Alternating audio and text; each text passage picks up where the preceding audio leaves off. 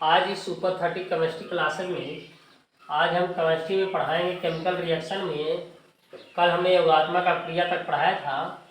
आज देखिए है दूसरी अक्रिया होगी प्रतिस्थापन अक्रिया।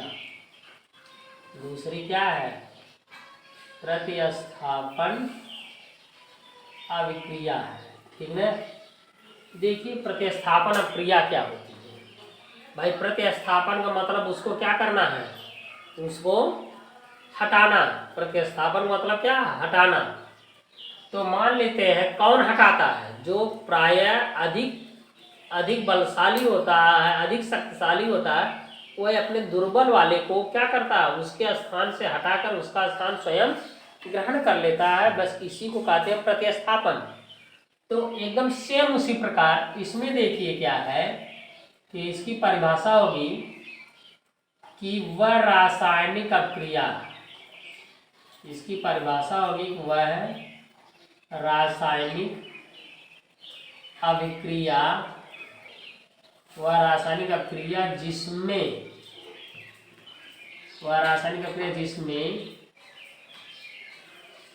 प्रायः अधिक क्रियाशील, वह रासायनिक अक्रिया जिसमें प्रायः अधिक क्रियाशील तत्व या पदार्थ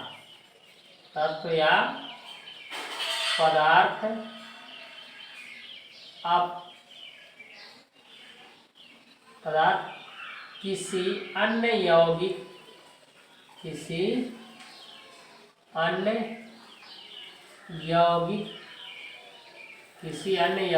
से कम क्रियाशील तत्व या पदार्थ को विस्थापित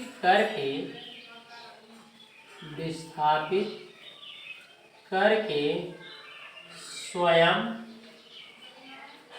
स्थान ग्रहण कर लेता है। ठीक ना, स्वयं स्थान ग्रहण कर लेता है तो उसे प्रतिस्थापन अभिक्रिया कहते हैं। उसे प्रतिस्थापन अभिक्रिया कहते हैं। उसे प्रतिस्थापन अभिक्रिया कहते हैं। ठीक है,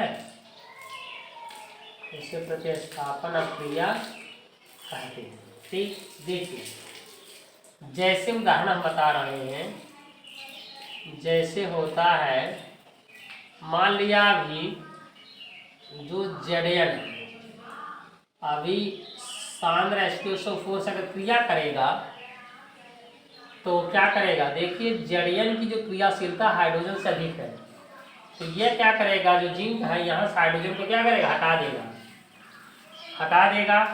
तो क्या करेगा, यहाँ बन जाएगा ZnSO4। क्या बनेगा? यानी कि जिंक सल्फेट बन जाएगा। और जो हाइड्रोजन यहाँ से क्या होगी? विस्थापित होगी, तो हाइड्रोजन गैस निकल जाएगी। अब आप ये सोचेंगे कि कैसे रिएक्शन हो गए भाई? प्रतिस्थापन तो हो गया, यहाँ से इन्होंने क्या किया, हाइड्रोजन को हटा दिया। लेकिन अब ये कहोगे यहाँ 2H क्या पूरा उठकर गया? नहीं, यहाँ पर हम देखेंगे पहले मूलक क्या करें। जड़यन पर क्या होता है? 2+ आयन होता है। और देखिए जो H2SO4 में ये हाइड्रोजन पर प्लस आयन होता है, सल्फर पर 2- होता है। तो देखिए अब यहाँ पे ये क्या किया, जो जिंक है वह हाइड्रोजन को हटा दिया। जब हाइड्रोजन को हटाया तो इसका मतलब क्या हुआ भाई? Zn 2+ और सल्फर 2-, ये दोनों आपस में क्रिया करेगा। तो जब क्रिया करेगा तो ये देखिए दोनों समान आयन है। तो इसमें देखो जब ये यौगिक बनाता है, इसका आयन हम यहाँ पे लिखते हैं, इसका आयन यहाँ लिखते हैं, लेकिन क्या है कि ये दोनों बराबर हैं, ये दोनों आयन समान और विपरीत है। तो अगर हम यौगिक बनाते हैं तो ये Zn2SO4 का ट्वाइस ये होना चाहिए। लेकिन जब ये दोनों है तो हम दोनों को हटा देते हैं, कैंसिल कर देते हैं, इसलिए केवल लिखते हैं ZnSO4 ही केवल लिखते हैं। ठीक, समझ गए। तो इसी प्रकार ये देखिए ये यौगिक बना है, तो हम उसको यहाँ दो से नहीं मतलब है। यहाँ देखिए ZnSO4 हो गया और हाइड्रोजन क्या हुआ, निकल गई।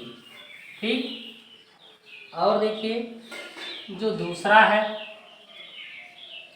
अभी मान लेते हैं दूसरा उदाहरण मान लेते हैं Fe है, लोहा, Fe लोहा है।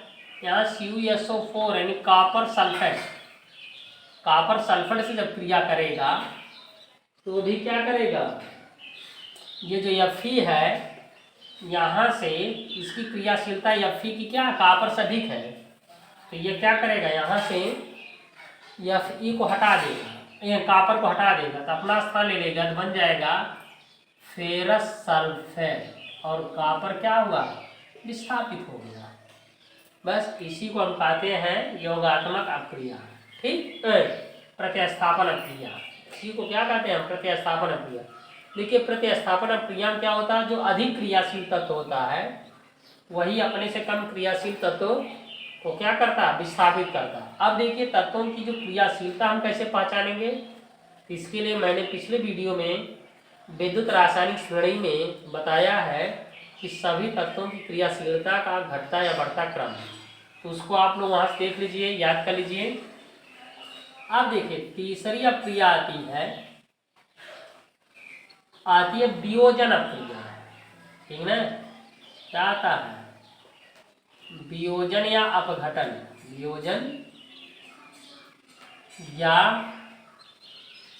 अपघटन अक्रिया। देखिए वियोजन और अपघटन का मतलब होता है टूटना, लेकिन इसमें थोड़ा सा अंतर है, अभी हम बताएंगे क्या होता है। देखिए वियोजन अक्रिया, इसकी परिभाषा होती है कि वह अभिक्रियाएं जिसमें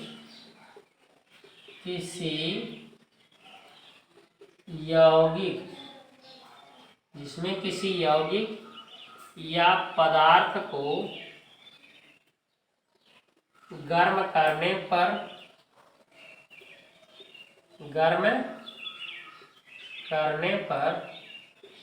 अपने अलग अलग आयनों या अवयवों में, ठीक, अलग अलग अवयवों में विभक्त हो जाते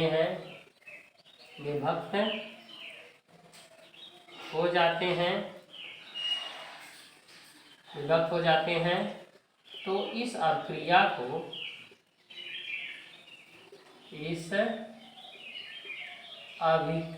को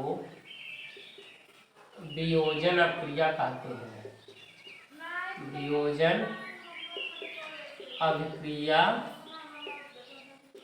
कहते हैं। ठीक है, अब देखिए अगर मान लो अलग अलग भागों में टूटता, अवयवों में टूटता तो उसको वियोजन कहेंगे, और यदि अपने अलग अलग आयनों में टूटता तो उसको हम अपघटन कहेंगे।